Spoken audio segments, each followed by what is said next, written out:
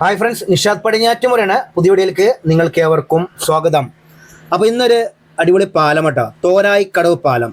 നമ്മൾ കുറേ സബ്സ്ക്രൈബേഴ്സും ഫോളോവേഴ്സും ഈ ഭാഗത്തുള്ള, പ്രത്യേകിച്ച് കൊയിലാണ്ടി ഭാഗത്തുള്ള ആളുകൾ ചോദിച്ചൊരു കാര്യം കൂടിയാണ് തോരായിക്കടവ് പാലത്തിൻ്റെ ലേറ്റസ്റ്റ് അപ്ഡേഷൻ എന്താണെന്ന്. പിന്നെ ഈ പാലം വരുന്നതിന് മുൻപ്, ഇപ്പോൾ പാലത്തിൻ്റെ പണി പൂർത്തീകരിച്ചിട്ടില്ല, നടന്നുകൊണ്ടിരിക്കുകയാണ്. ഈ പാലം വരുന്നതിന് മുൻപായിട്ട് ജനങ്ങൾ ഇവിടുന്ന് കടത്തുവെള്ളം ആശ്രയിച്ചിട്ടാണ് അങ്ങോട്ടും ഇങ്ങോട്ടും പോയിരുന്നത് കേട്ടോ. അപ്പോൾ ഈ കടവിൻ്റെ തൊട്ടപ്പുറത്തുള്ള ആളുകളുടെ വീട്ടിലേക്ക് പോകണമെങ്കിൽ ഈ വഞ്ചി ഇവിടെ വരണം, ഇല്ലാന്നുണ്ടെങ്കിൽ ഇവർക്ക് കറങ്ങി തിരിഞ്ഞൊക്കെ അങ്ങനെ പോകണം. അപ്പോൾ ഈ പാലം വരുന്നതോട് കൂടിയിട്ട് ഇവിടുത്തെ ഒരു വലിയൊരു പ്രശ്നം സോൾവ് ആണ്. കാരണം ഏകദേശം ഒരു 45-50 വർഷമായിട്ടുള്ള ജനങ്ങളുടെ ഏറ്റവും വലിയൊരു ആഗ്രഹമാണ് ഇവിടെ ഒരു പാലം എന്നുള്ളത്. അത് യാഥാർത്ഥ്യമായിക്കൊണ്ടിരിക്കുകയാണ്.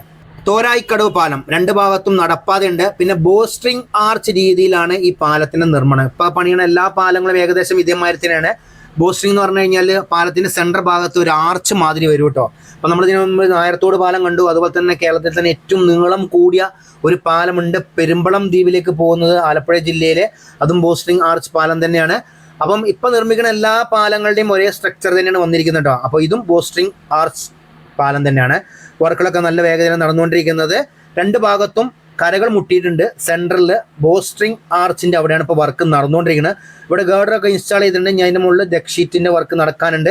മിക്കവാറും ഈ വീഡിയോ കണ്ടു കഴിഞ്ഞതിന് ശേഷം മിക്കവാറും നിങ്ങളുടെ ചെല്ലുന്ന സമയത്ത് ഇതിൻ്റെ ഈ ബോസ്ട്രിങ് ആർച്ചിൻ്റെ കോൺക്രീറ്റിംഗ് പൂർണ്ണമായി കഴിഞ്ഞിട്ടുണ്ടാവും കേട്ടോ. ഞാൻ അന്ന് വന്ന സമയത്ത് അവിടെ ഷട്ടറിങ് നടന്നുകൊണ്ടിരിക്കുകയാണ്. ടോട്ടലായിട്ട് 9 സ്പാനുകളാണ് ഉള്ളത്. അതുപോലെ തന്നെ സെൻട്രൽ ഭാഗം കുറച്ച് ഉയരം കൂടും, കാരണം ഇൻലാൻഡ് നാവിഗേഷൻ, കാരണം ഈ വഞ്ചികളും അങ്ങനെ എന്തെങ്കിലുമൊക്കെ സംഭവം പോകാൻ വേണ്ടിയിട്ടാണ് ഇവിടെ കുറച്ച് ഉയരം കൂട്ടിയിരിക്കുന്ന ആ ബോസ്ട്രിങ് ആർച്ച് വന്ന ഭാഗത്ത്. പിന്നെ അതുപോലെ തന്നെ കോഴിക്കോട് ജില്ലയിലെ കൊയിലാണ്ടി ബാലുശ്ശേരി മണ്ഡലങ്ങളെ ബന്ധിപ്പിക്കുന്നതാണ് ഈ പാലം.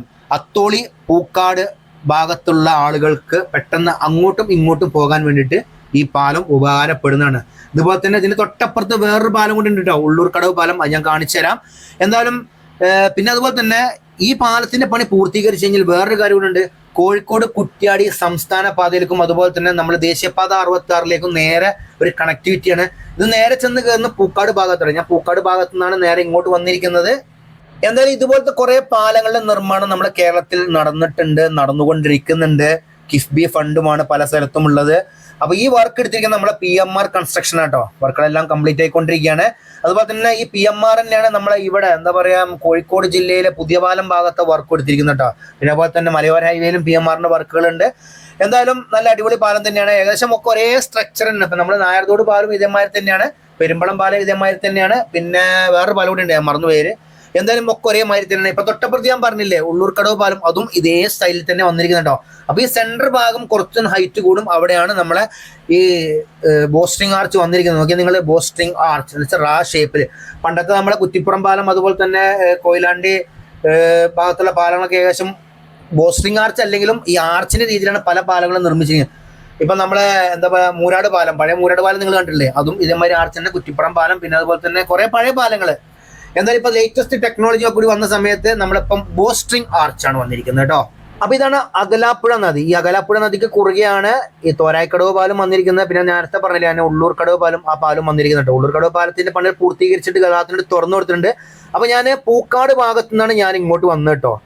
ഇവിടെ വന്നിട്ടാണ് പിന്നീട് ഞാൻ കുറ്റ്യാടി ഭാഗത്തേക്ക് പോയത്. എന്നാലും പാലത്തിന്റെ പണികളൊക്കെ അവസാന ഘട്ടത്തിലാണ്. ബോസ്ട്രിങ്ങിന്റെ ഭാഗത്തുള്ള വർക്ക് നടക്കാണ്, പിന്നെ അപ്രോച്ചറിന്റെ വർക്ക് നടക്കാനുണ്ട്.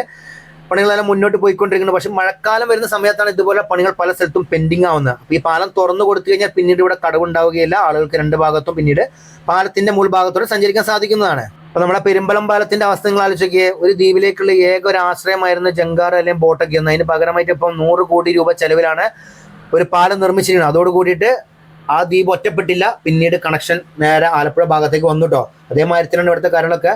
പിന്നെ വേറെ എടുത്തു പറഞ്ഞൊരു കാരണം എന്ന് വെച്ചാൽ ഞാൻ ഇവിടെ വന്നിട്ടാണ് പിന്നീട് ഞാൻ കുറ്റ്യാടി ഭാഗത്തേക്ക് പോയത് കേട്ടോ. പക്ഷേ നമ്മുടെ നാട്ടിൽ അത്ഭുതപ്പെടുത്തുന്ന കാര്യം എന്ന് വെച്ച് കഴിഞ്ഞാൽ പല ചെറിയ റോഡുകൾ പോലും ഇപ്പോൾ BMBC നിലവാരത്തിലാണ് റോഡിന്റെ പണി പൂർത്തീകരിച്ചത്. നല്ല അടിപൊളിയായിട്ട് ഇപ്പോൾ നമുക്ക് യാത്ര ചെയ്യാൻ പല റോഡുകൾക്ക്, ചെറിയ റോഡുകൾക്ക് കൂടി പോലെ നമുക്ക് ബുദ്ധിമുട്ടില്ലാതെ യാത്ര ചെയ്യാൻ കഴിയുന്നുണ്ട്. അപ്പം ഇനി അടുത്ത ഉള്ളൂർക്കടവ് പാലം കേട്ടോ. പണികളെല്ലാം പൂർത്തീകരിച്ചിട്ട് ഗതാഗതത്തിന് തുറന്നു കൊടുത്തിട്ടുണ്ട്. ഇതിനും രണ്ട് ഭാഗത്തും നടപ്പാതെയുണ്ട്, പെയിന്റിംഗ് വർക്ക് കഴിഞ്ഞിരിക്കുന്നു. ബോസ്ട്രിങ് ആർച്ച് പാലം തന്നെയാണ്. അകലാപ്പുഴ നദിക്ക് കുറുകെയാണ് ഈ പാലം നിർമ്മിച്ചിരിക്കുന്നത്. ഉള്ളിയേരി ബാലുശ്ശേരി മണ്ഡലത്തിലും കോഴിക്കോട് ജില്ലയിലെ ചേലിയ ബന്ധിപ്പിക്കുന്നതാണ് ഈ പാലട്ടോ. എന്തായാലും വളരെ നല്ലൊരു കാര്യം തന്നെയാണ്. ഇതുപോലത്തെ പാലങ്ങൾ വന്നു കഴിഞ്ഞാൽ രണ്ട് ഭാഗത്തും ജനങ്ങൾക്ക് വളരെ സുഖമായി യാത്ര ചെയ്യാൻ പറ്റുന്നുണ്ട്. പിന്നെ അതുപോലെ തന്നെ ഇതിന്റെ അപ്രോച്ച് റോഡിന്റെ പണികൾ ഏകദേശം കഴിഞ്ഞ, പിന്നീട് അവിടെ നിന്ന് കുറച്ച് പണികൾ കഴിയുന്നുണ്ട്. ഞാൻ ഈ വഴിയാണ് കുറ്റ്യാടി ഭാഗത്തേക്ക് പോയത് കേട്ടോ. അപ്പോൾ ഇതൊക്കെയാണ് നമ്മളെ തോരായിക്കടവ് പാലും അതുപോലെ തന്നെ ഉള്ളൂർക്കാട് ഭാഗത്തിന് ലേറ്റസ്റ്റ് അപ്ഡേഷൻ ഉണ്ടോ. വീഡിയോ ഇഷ്ടപ്പെട്ടു കഴിഞ്ഞാൽ ലൈക്ക് ചെയ്യുക, ഷെയർ ചെയ്യുക, കമന്റ് എഴുതാൻ മറക്കരുത്. അപ്പോൾ പുതിയൊരു പുത്തൻ വീഡിയോ ആയിട്ട് വരുന്നവരെ നിങ്ങളോട് എല്ലാവരോടും ബൈ.